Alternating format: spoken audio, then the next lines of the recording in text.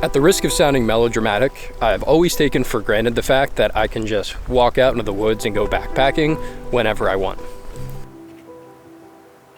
After all, at 37, I'm relatively young and healthy, and by all measures should have a very long backpacking career ahead of me.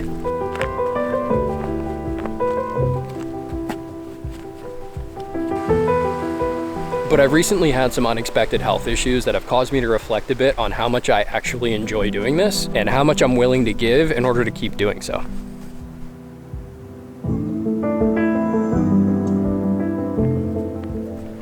All of a sudden, I'm faced with the questions of, what if I never get to go on my dream trips? Or what if I have to give up backpacking? What'll I do instead? The good news is, this is the second time that I've had to face these questions, so at least I've had some practice.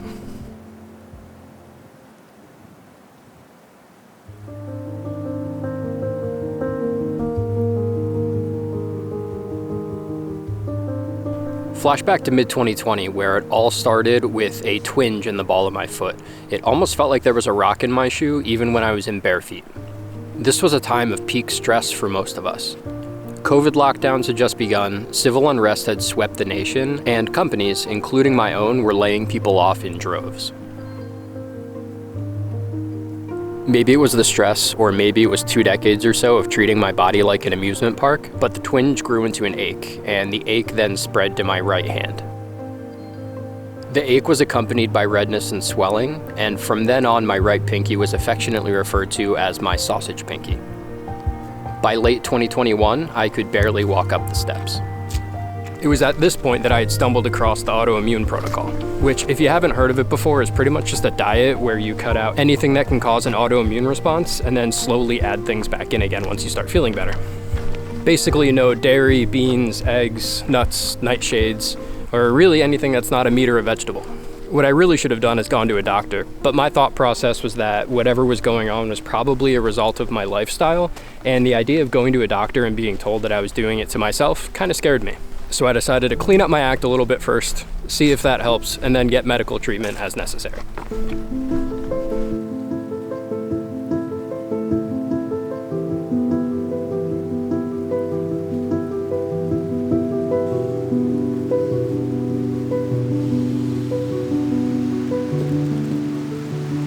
So by this point, sometime in 2021, I had been on AIP for, a month or so, and I had started to feel pretty good.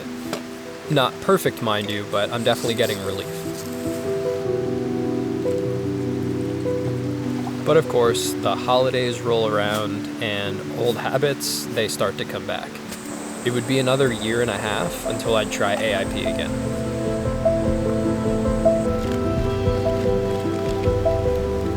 This time, I've managed to stay on AIP for about 5 months and haven't had any alcohol for about 7. So I decided it was finally time to go to the doctor and try to get this sorted out. I've had psoriasis for a while, and you may have noticed it in some close-ups. You'll see that I have like a wonky fingernail. I also have patches sort of all over my body on my skin. So I did have a suspicion as to what was going on with my joints. I just really didn't want to face the truth of it. But after speaking with my doctor, my suspicions were confirmed. I have psoriatic arthritis in my hands and my feet. If you're not sure what that is, it's an autoimmune condition that attacks your joints, and it can lead to major joint damage if you don't get it under control. As you can imagine, this comes as a bit of a bummer. My hands I can deal with, but my feet? Come on, I'm a backpacker. I really like my feet. So that brings me back to the questions of, what if I never get to go on my dream trips? And what if I have to give up backpacking?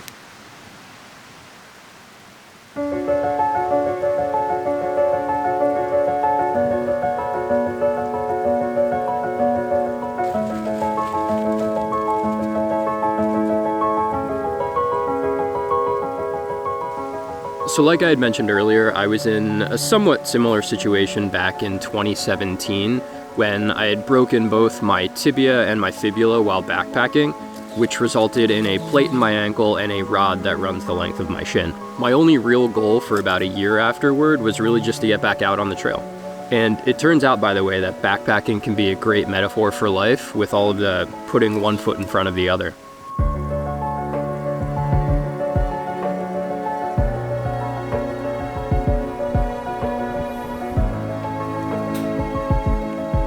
Anyway, that's a story for a different day, but suffice to say that this isn't exactly new territory for me.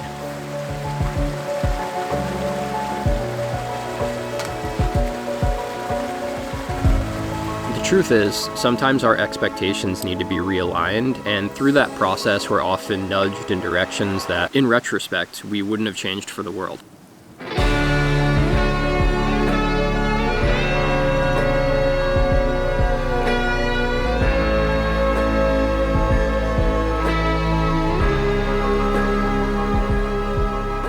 For instance, through the process of cleaning up my act a bit to deal with this, I don't know what to call it, ailment, my personal relationships have flourished. I'm probably in the best shape of my life minus the achy feet, and I'm quite certain that I'm gonna live longer.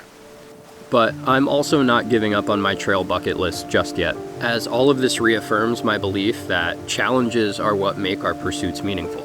Speaking only for myself, a life without some degree of struggle would be pretty boring. After all, as backpackers, we don't subject ourselves to rain, cold, and clouds of biting insects just because it's fun in the moment. It's only fun once we get back to tell the tale over a cold beer. This is often what's referred to as type 2 fun, and really most things can be type 2 fun if you work at it. I'm not saying this to be like, look at me and how well I'm handling all of this, because first off, I'm not.